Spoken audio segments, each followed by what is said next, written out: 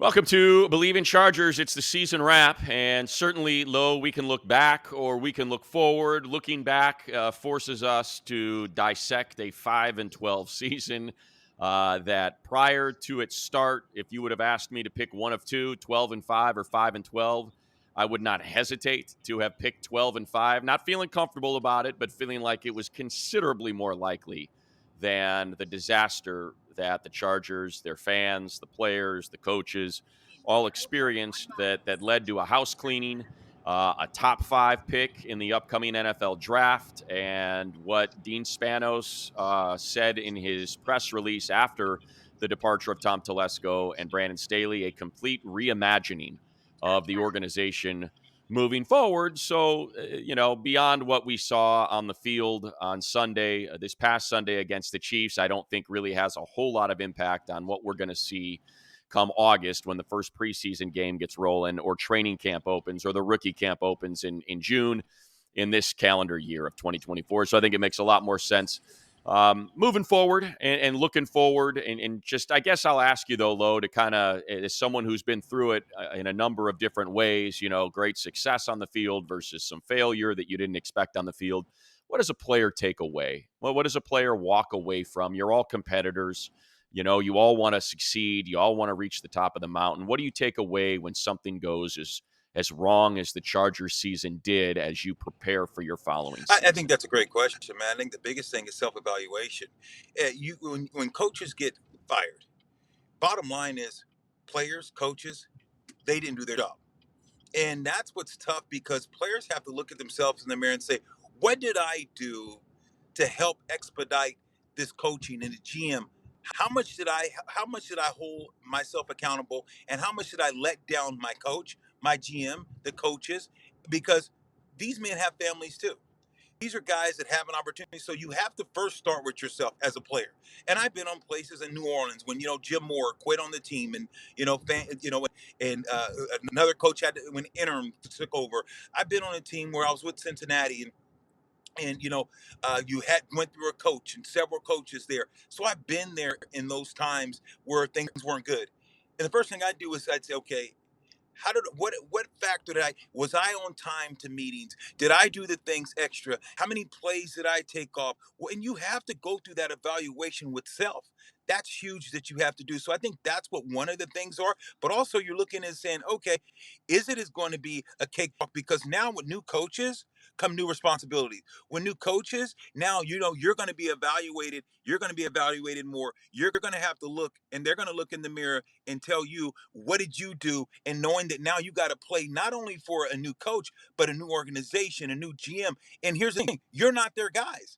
A lot of these guys have to Right. realize that even though you got a new coach and you got a new GM, that's not you weren't that person's guy. The only person in that room that you could feel safe with, of course, is Herbert, and maybe a couple of offensive tackles. You got a lot of draft capital, Slater. Slater, Yeah. but a lot of guys, it's like, okay, I'm auditioning for a new team because things are going to be different. You often hear it, and it's almost borderline cliche because it's true. Regularly when something fails, the pendulum swings to the other side almost entirely, and the Chargers are just getting done with a very young, inexperienced, schematically advantaged coach. Not necessarily someone that was viewed as a leader of men, but more someone they liked the defensive scheme, what he ran with the Rams, leading them to the number one defense when he did it for that single season. Someone that learned under the tutelage of Vic Fangio, that believed in that scheme, that believed he had a way to counter the offenses led by Patrick Mahomes in the division, by Joe Right. Burrow in Cincinnati, by all of these other spots. And that was the idea behind the hire. And once he got in, I think what you saw was someone, and I've said it here, I appreciated Coach Staley. I really appreciated our relationship. I believe him to be a solid individual, a good human Great being, man. a great husband to his wife, Amy, a great father to his sons. But at the same time, I also saw somebody that was very player friendly, that would call his players gangstas, and Mikey Davis Vato, and somebody that, and Justin Herbert Herbo, and just somebody that was almost like more their friend than the coach, and that's Sure. fine, and that works. Look, it's working for Mike McDaniel in Miami. He has that same sort of vibe, and he's a schematic guy, and it works. It just didn't work here, and I think that's why that it tends to sit when you have disappointment, especially such great disappointment in a 5-win season when you had shoved, hundreds of millions of dollars into this year to win the Super Bowl, and you come out with a top 5 pick instead. You get the feeling that that pendulum is probably going to swing, that you need someone with a little bit more of an iron fist, a little bit more of a leader of men, maybe somebody that's a little bit older as opposed to a peer, more of an authority Sure. figure Sure. that's going to set the tone. They've got the talent in the three. We've talked about it. The three most important positions in football. They've got it. Justin Herbert, Rashawn Slater, Tuli Tuipulotu. They've got Mm-hmm. it. And they're going to be able to add a top 5 pick. And we'll get into that in a minute and what direction they can go, some of the prospects that you could see slotted at number 5. But I think as we just kind of discuss who the leaders are going to be, Lo, I think you're probably talking about a general manager that has experienced probably the greatest success, somebody that's been on a staff that has either been to or won a Super Bowl. And I think that's why some of the names that you're seeing already, Adam Peters in San Francisco, Jeff Ireland in New Orleans, some of these, Joe Ortiz in Baltimore, these are individuals that have been in these positions in the front office that have either gone to, have won a Super Bowl, have been to repeated Super Bowls, have been to multiple NFC or AFC championship games. I think that's probably where that thing starts. If we just kind of start at the general manager position, I would assume that it's going to come from one of those Yeah, and I've organizations. heard a lot of things great about Joe. I know Joe. Joe was head of scouting. Joe Ortiz in Baltimore. I like this guy. I think that he's a good guy, and I think he could, kind of turn that around. I think when you look at certain guys, like you alluded to, guys that you've seen that had success. You look at the Niners; they've had success. So I think that is going to be one of those guys that's already shown that they could have success and have it at a high level. So I'm really looking forward to seeing who is going to be the GM, who is it going to be with consistency. So yeah, so I'm moving in and out right now, bro. I'm dropping off my daughter at Hey, you're school. you're a guy on Look, the move, Lo. It's all good, man. so It's funny to me. yeah, It's it, I you're. see the smell. I'm sedentary. Hey, Matt, There's a reason why you're all hey, swollen and in shape, Lo, and I'm a skinny 153 pounds. I'm sitting around. You're on a hey, move. Matt, I loved it because you're like giving me the little smile as I get out of the car, I and know. you're like, Here we look go. at Low, he's still holding it together. But no, I do think a guy like Joe would fit that description well. But we know that the Chargers are in a situation that they can't miss. You've been in a situation for the Right. last 7 or 8 years, 5, 6 years, that you've been so close. You've been to a playoff, but you just haven't got over the hill, and you haven't showed the consistency that you need. And I think it starts, and it's everywhere. Cleo had an unbelievable year, but when you think about Justin Herbert and you look at the player and what he's capable of, we all talk about this could be possibly top 5 quarterback in the league, and maybe not even higher. Sure. But at times you see it's like, man, what happened? Where was Herbert, or what happened? What happened with the talent that's around him? You haven't seen that consistency level that you want to see from him as well. Because when he's on, I don't think there's 2 or 3 quarterbacks better. Well, and that's where that's where the Chargers have an Right. advantage. And, for all of these openings, you've got great owners. You've got new owners. You've got a lot of money that could be spent. You've got draft capital. You've got historic franchises. In Washington, in the NFC East, with a new owner, Josh Harris, that wants to spend money. So I think they're going to have competition. The idea that if Jim Harbaugh is the individual that all of the as we talk more about the head coach here, if that's the name that you want and that's what you're fixated on, understand there's going to be competition. Mark Davis has already Right. handed Josh McDaniels $10 million a year. Right. After flaming out in Denver, he's already handed John Gruden a 10-year, $100 million deal when people thought it was crazy that that's the contract he was willing to write. If he wants Harbaugh, he's going to make him a substantial offer. In Washington, if they want Harbaugh, he's got an opportunity Right. with the number 2 overall pick to get a brand new quarterback and likely Drake May to have $70 million in money to spend in free agency to build that team in his own image. Like, there are going to be other appealing outlets for him to ply his trade, and he's going to have to weigh each of them, he's going to have to measure each of them equally. The one thing I would say if we just focus on that one name, is he fits the criteria we discussed. Somebody that walks in and says, I was 44-19. I took a team that was 6-10 to 13-3 in the NFC Championship game, and were it not for a fumbled punt by Kyle Mm. Williams in overtime, very well could have gone to the Super Bowl in his first season, coming off a 6-10 season. I think that's what they might Yeah, have been worse. They may have been. Were they coming off 6-10 or 3-13? It was one of those two. It was it's bad. horrible. But and by the way, the one thing I like most about Harbaugh's coaching career with the 49ers, just want to make sure I get it right because I pulled it up. Yeah, so, we had the 8-8 year in 2014 when things started unraveling, when just the That's him and situation Jed between he York. and Yeah, Bulky him had and come Bulk. to a Yeah, him head. and And Bulk. Jed, like, Yeah, it was it's exactly, horrible. you Yeah. know it, Lo. It was a mess. Like, Bulky, Jed had picked Bulky, and it became ugly in a hurry. But those other 3 seasons, he won a playoff game. Like, what the playoffs are. And he managed to win at least one playoff game in each of those first 3 seasons. He obviously won 2, went to the Super Bowl, won 2 in one of them, won 2 in the other, and nearly won a Super Bowl, came down to the final 5 minutes against his brother John. So this is someone that not only won in the regular season, 13-3, 11-4, 12-4, 8-8 that final year, but won in the postseason, 1-1, 2-1, 2-1. So that to me goes a long way It, when you're talking about, what candidate do you want to hire to bring in here? you're absolutely right, and that's the thing about the hardballs in general. You look at Baltimore. Baltimore consistent. They're consistently going to be physical. You know you're going to have a team that's going to be physical. You know you're going to have a team that's not going to quit. You know that even though you might not win it, you're going to be there. That's what this Charger team needs. They need a guy that's going to change the way that they play football. That means being more physical with consistency. When you think about Harbaugh, he went to a Super Bowl with just a guy, not a great quarterback. He went to the Right. Super Bowl and he's in NFC just playing great physical, running the ball, getting downhill. So now you're in a situation that Harbaugh is going to have a quarterback. And what is Harbaugh known for? And what was he in college? And what was he in the pros? He was a quarterback. So now you're going to give him. Look at Michigan. They, been in all these years he's been there. They've been consistent. They've been tough. This year you gave them a guy that can throw the ball and have consistency, so they just don't have to depend on the run. They were hell. And that's why they Yeah. won a title. So now you put Herbert with Harbaugh, the toughness, the attitude, the bravado that he's going to bring, and the swag that Herbert is now going to, play with, and the guys that how he's going to be way door to man. I guarantee they will not lead the NFL in sacks. They'll be one of the lowest teams in sacks because Harbaugh will demand that.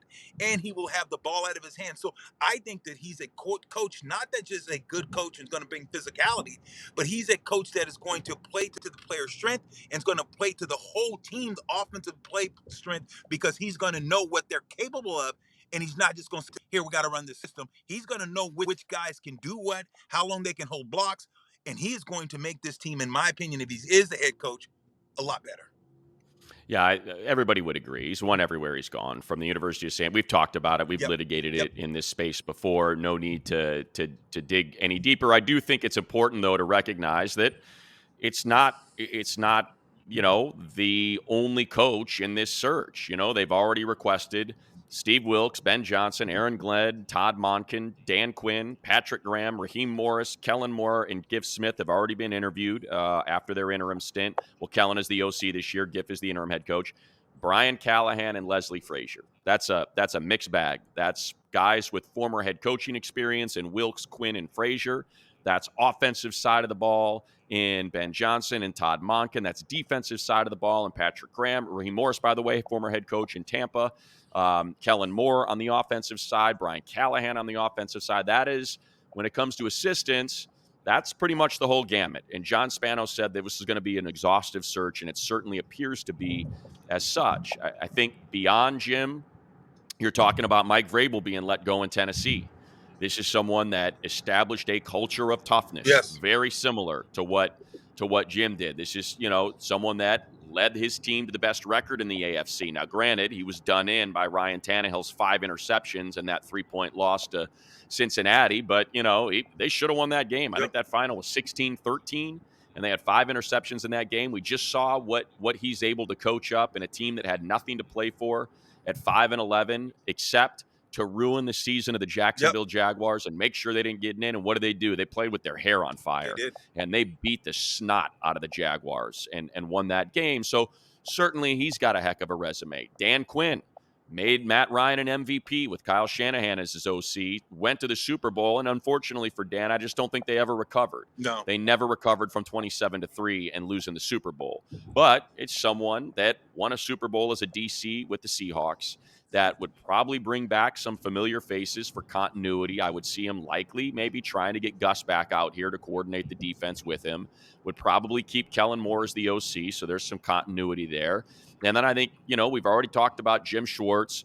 We know what Ben Johnson has now done with Jared Goff, who was thought to be a throw-in Right. for an extra first-round pick, so the Lions would take the contract. He's turned him into a Pro Bowler. Amon-Ra St. Brown into one of the best receivers in the league. Rookies Laporta and Jahmyr Gibbs are going to be on the all-rookie team. No This question. is someone that can coach his tail off when Right. it comes to offense. So there's plenty more candidates out there that if it's not Harbaugh, you'd feel, good about bringing one of those guys or somebody else in. There's plenty of good coaches. When you go through when you look at the playoff picture right now, I think we may have done this last week. I don't want to get too deep into it as I look at it, but like when you get into who's playing, you got Mike Tomlin, but or I should say the playoff schedule.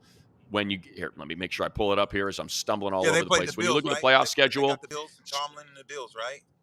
yeah, so exactly. So you've got Sean McDermott, first-time head coach, right? You've got, in the wild card round, what do we got? Kevin Stefanski, first-time head coach versus D'Amico Ryan's first-time head coach. Mike McDaniel, first-time head coach versus Andy Reid, of course, went to the Super Bowl with the Eagles, one of the longest tenured coaches in the league. Then you got Mike Tomlin, 17 years versus Sean McDermott, first-time head coach. Matt LaFleur, first-time head coach. Mike McCarthy won a Super Bowl with the Packers. Sean McVay, first-time head coach. Dan Callahan, first-time head coach. Philadelphia. Nick Sirianni, first-time head coach. Todd Bowles had a short stay. You know what I mean? It's Right, not like right. this is not Parcells No. versus Schottenheimer Right. versus Landry versus Jimmy Johnson. Like, there's a lot of first-time guys that are taking their teams into the playoffs that are trying to win a Super Bowl. It can work any way. You just got to do your best to vet and search and find that right person that can unlock the most out of your personnel. How much would that being said? Because you're absolutely right, man. There's a lot of coaches that are qualified, a lot of coaches that can win right now. We know that.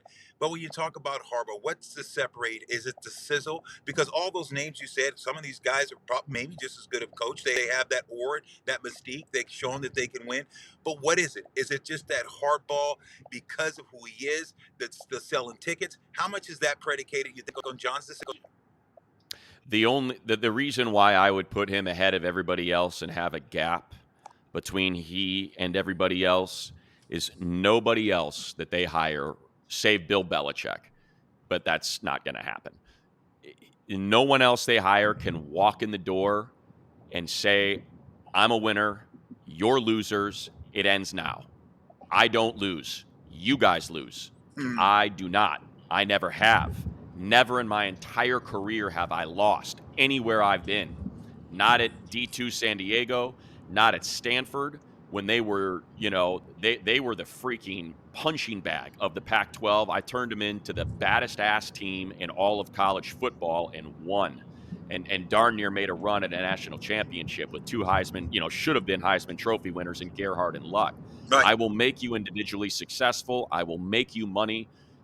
Took Richard Sherman from being an afterthought at Yep. wide receiver to one of the highest paid corners in the history of the league. Andrew Luck, all of these players, all Solomon Thomas, all of these individuals that he got into the league, and got paid. He can preach. I'll get you paid.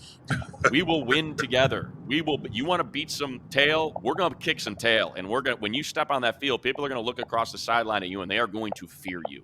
And they are going to load the 60 minutes that lays ahead of them. I just don't think anybody else can do that. I agree. Not at 44-19.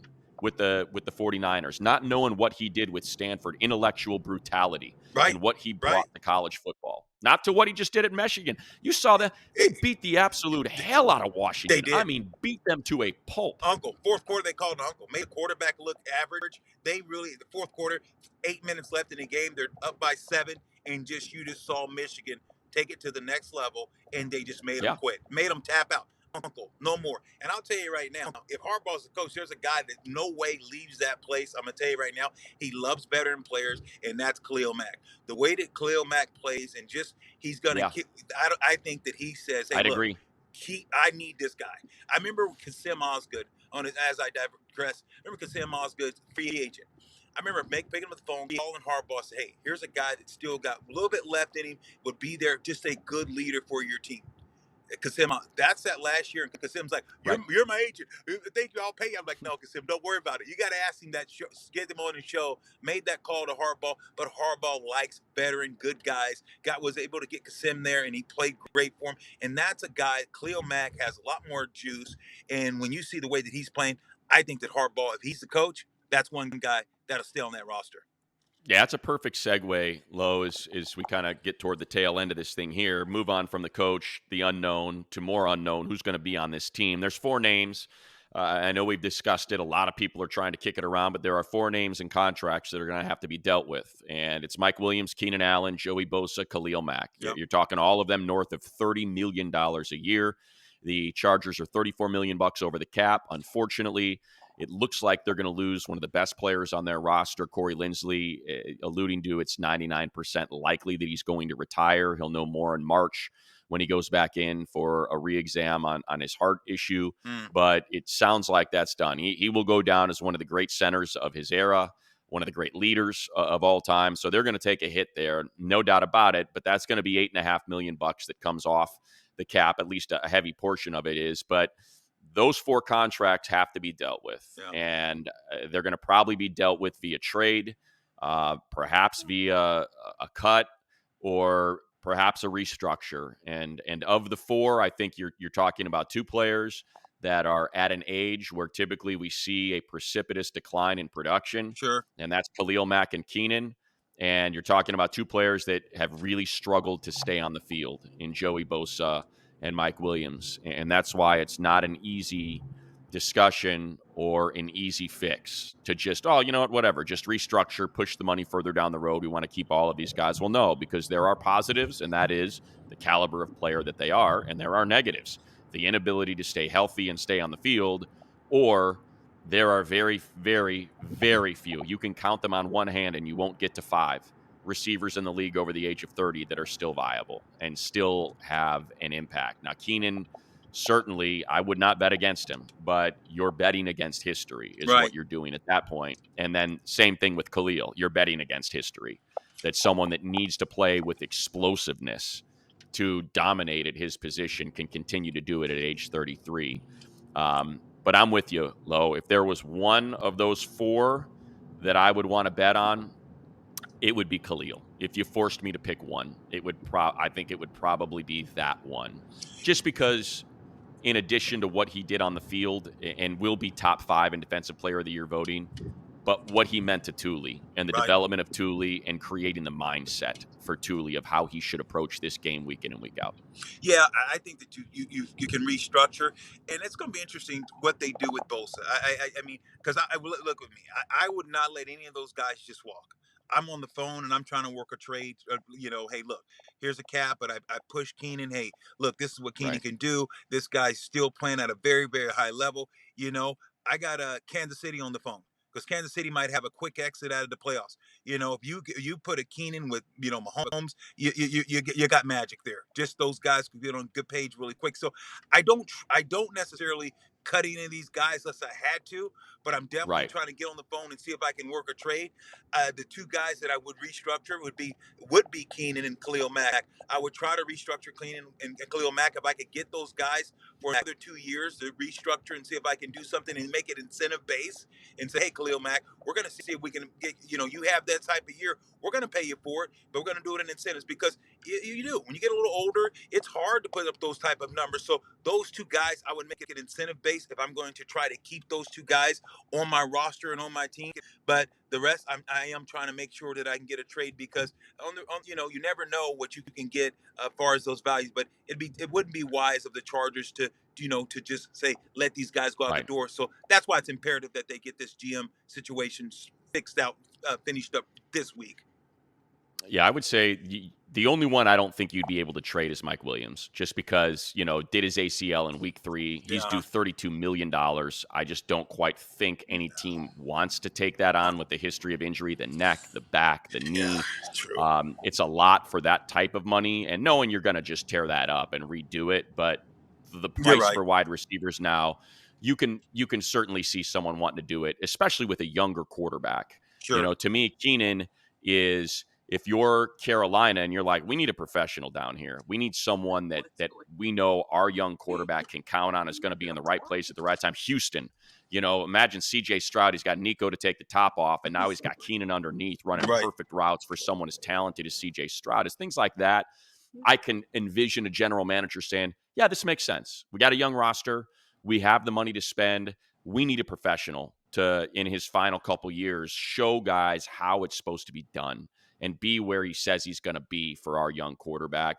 And in addition to what you mentioned, obviously, a team that wants to get pushed over the top is going to want Keenan Allen, 100%. But I think there's that robust market for him. No I could see that, where you can get a day 2 pick. There's always going to be somebody that wants Joey Bosa. I mean, he's just too good. He's too talented. So to me, that's another one where you're going to get a day 2 pick offered, no doubt in my mind. So that'll lessen the blow. And what that does, and look, it may be one where the next head coach comes in and says, absolutely not. We're keeping all those guys. I'll get them right. They'll get on the field. Don't worry about them getting hurt moving forward. We're going to get, that may happen. And that would be great. I would love to see all 4 of those guys come back, ideally. Right. But I think that's probably what you're looking at. Those 3 would be able to fetch a draft pick, take that, $140 million, I think it is, off the books, at least a percentage of it. So you go from 34 over to probably somewhere around 40 to 50 under. And now you can build the team free agent wise with your players, how you see this thing coming together, and more draft picks. They need more draft picks. And I think that's where we shift to the final part of the conversation today, Lo, and that's number 5 overall. And I hate to say it because I wanted Gift to get the win. I wanted Easton Stick to get the win, but losing did them a huge favor. When you talk about blue chip talent in this draft, and 3 quarterbacks. There are going to be 3 quarterbacks selected in front of the Chargers. They will get one of the 2 best non-quarterback players in this draft. It will go Caleb Williams 1, Drake May 2, Jaden Daniels 3, somehow in that order. It likely will be Caleb 1. I don't know, maybe Jaden and Drake flip. However you want to put those 3 in order, those will be the first 3 picks of this draft, which means at 4 with Arizona, they have talked about how they are not moving on from Kyler Murray. They want to move forward with him. And Marvin Harrison Jr. appears to be a lock for that number 4. You're talking about a guy that looks nothing like his dad, remarkably. 6'4", 220 pounds, and moves the way he does. That to me is, that's probably a lock. And now the Chargers have their choice between Rome Odunze and Malik Neighbors, explosive wide receivers that can change your offense, or the tackles, Joe Alt, Fashanu of Penn State, because there really isn't a defensive player that's raising its hand. Dallas Turner might be the most likely at an end position that you would pair with Thule moving forward, but I just can't see that. This offense has to get more explosive. So what I'm getting at is now you have, and we've seen, right? We saw the Falcons trade up multiple ones to get Julio Jones. We saw the Dolphins trade up to get Jalen Waddle. We know what wide receivers can fetch. So you can stick and pick and probably take Neighbors or take Odunze, or you can trade out. And you can slip back and still get a great wide receiver. All those LSU receivers are great. All those Washington receivers are great. Yes. You can trade back and get Brock Bowers at 15 or 18 or what.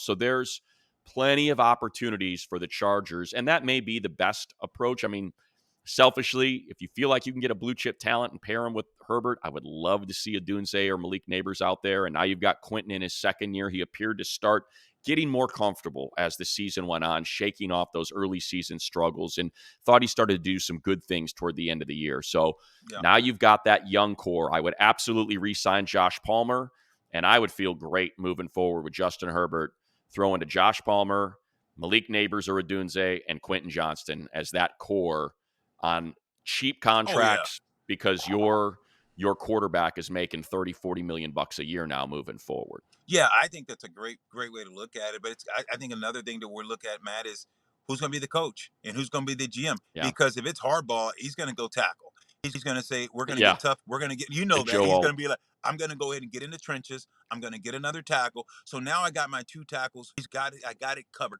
I got my quarterback protected. So now I'm building in the trenches. And then he's going to say, "Okay, if I can get 3 second day or first day picks for Khalil Mack, for Bosa, or for and you're talking about your receiver Keenan. So if I got 3 second rounds that I can do. So now I can find that receiver, and I can right. I can Running push back. a running back. So if you're looking at this a rebuild, and can Herbert, Keenan's great. We get it. He can move the chains. We understand that, and he's you're not going to get a rookie that's going to do what he can do. Maybe take the roof off the field. We get that. So, but if you can say now, I got a second round pick and I got a fifth so I got two. Now I can build my team back in the trenches because I got a quarterback who's not just he's a game changer, not a chain mover, but a game changer. My quarterback has to have the ability to elevate the receivers, to elevate guys Right. around him. And now Harbaugh's going to put more pressure on Justin Herbert than he's had. They're going to take the kid gloves and say, you know what? You're no longer this kid glove. We're going to take the glove. The coach that comes in there is going to have to demand and have to push excellence out of Herbert because he's capable of it and he should be. And we know he can play and he's capable. So now the coach that comes in there is going to be like, no, no, no, no. I'm not accepting that because you're going to change the way these guys are. You're going to make sure these guys are better and you're going to be in their butt. You're going to you're going to Yeah. demand excellence from these guys. And that's what he needs. Herbert needs a coach that's going to say, no, you get on him. I'm getting on him. But look, I'm going to go with someone else if they don't get it done. So I think that you're going to get in the trenches. I think depends on who it's going to be. I really believe that this Chargers team is going to go with an elite tackle because that's what they need. Yeah, I have no problem with that. It works both ways. It's Oh, hard to sure. find an elite tackle outside of the first round. They're typically taken in the top 10. You look historically, and that's where they're selected. They have to get more explosive. They Oh, no have to. question. They have No no question. speed. They have no explosion on the field. That is Agreed. something. And you can get that in the second round. You see Tank Dell in Houston, second rounder, Rashee Rice in Kansas City, second rounder, A.J. Brown, second rounder, DK Metcalf, second rounder. These guys are taken in the second round and they're explosive. And there's more wide receivers than tackles. What do you It certainly lines up. what's you're in LA, you get a close look at it. What do you think about the Rams receiver? Cool, that maybe we're He getting. was Do just you? hurt. He was hurt, Low. He didn't play. That's why he slipped to the fifth round. He couldn't get on the field. He was hurt his entire college career. Okay, But so okay, when he was on the field, he was fantastic. But it's someone who just had a litany of injuries, and okay. that's why he slipped. And good for the Rams because that's what you do in those rounds. Take flyers. You take flyers on guys like Tariq Woolen, who's got Right. these incredible measurables, but you can't quite see it yet when he's in college. And I think he was UTSA if I remember right. So, but Seattle could see it. Like, you know what? Let's just take a flyer on and that's what you do in those late rounds. That's what the best teams do is they take small school guys with inordinate production, that dominated that level and see, all right, I'm projecting they can make a jump, but they were so dominant at this level. I'm going to roll the dice that they can jump, and it was just opportunity for them. And given the opportunity, they'll continue to shine. Or I'm going to take traits. I'm going to draft traits. I'm going to draft wide receivers and corners that run in the 4.3s, that are 6'3", that have 7-foot wingspans. I'm going to take defensive ends that are 6'6" with 7'1" wingspans, and broad jump 10.5 feet. Like that's kind of what you do. Or I'm going to take someone that couldn't stay healthy and trust that we can get him healthy. You know what? We can get him healthy. We'll fit because when he was on the field, Right. man, was he good. So let's just see if we can get him healthy. And if we can, it's a second round pick that we get in the fifth. And that's, look at Thule. Right. Thule's a Right. defensive end. Like Right. Thule's in the second round because he was a tweener. They were just afraid. Is he big enough? Is he long enough? Can he play? And is he interior? Is he an edge? Is he too light to be an interior? Is he too short to be an edge? Like that's how you get guys like Thule in the 50s, when they should have been drafted in the first round. So it's like, it's just that trade-off when you get into the draft. And it speaks to what you're kind of talking about is, yeah, there's a ton of wide receivers. There are not a lot of tackles. No, you just can't make There those just guys. aren't. They're just Right. they're not. It's so evident which ones are good, and which ones, or at least which ones you should take a flyer on. It doesn't always work out that way, but it tends to. I think about Sewell and Slater and how they were being discussed in that draft, and and obviously they both hit, and I think you tend to see that. Rarely do you see those picks go super, like Evan Neal obviously is really struggling for the Giants. Mike McGlinchey did not pan out for the 49ers. It happens. Right. But more often than not, it works. Even like Andrew, just think of like Mackay back then, probably don't take the 370-pound guy. Let's not do that. That between injuries and just that's too much. You're asking a lot out of somebody when they're carrying that kind of weight to take it off and keep it off and stay healthy when you're carrying 370 pounds on your knees. Right. Like there's things that red flags that you can look at. But if I look at that draft and I think, about Andrew Thomas and Jedrick Wills, and like they all hit, they hit. Right. And it's just, so anyway, I think that it's going to be fun. Hopefully next week we'll be talking about a new GM at least, maybe. I think we will.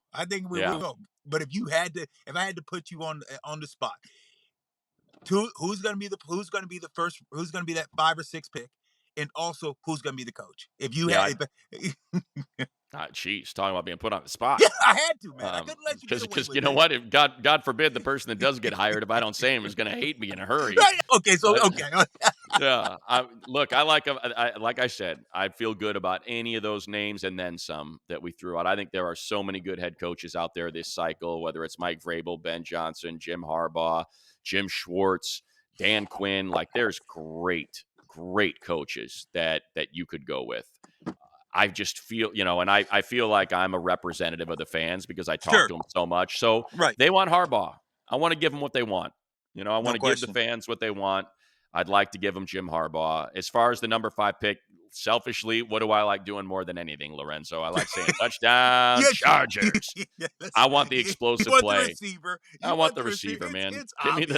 Give me the guy that's getting me 50-yard TDs. Shiny toy. You want the shiny toy, man. You want the shiny toy that's going to be able to touchdown Chargers. That's right. Want your call. You want to be. They're lighting it up. You know what? Right. Give me that old Missouri chalk spotter. I want that old. I don't want that Shetland pony. I want that Missouri chalk spotter that's going to get out there and just pull the wagon. It's going to go out there and be that tough, that mud sledder. I want a mutter. I want a mutter. I want tough guys. As much as I appreciate it, it doesn't have the same ring when I say that's a heck of a block by Alt.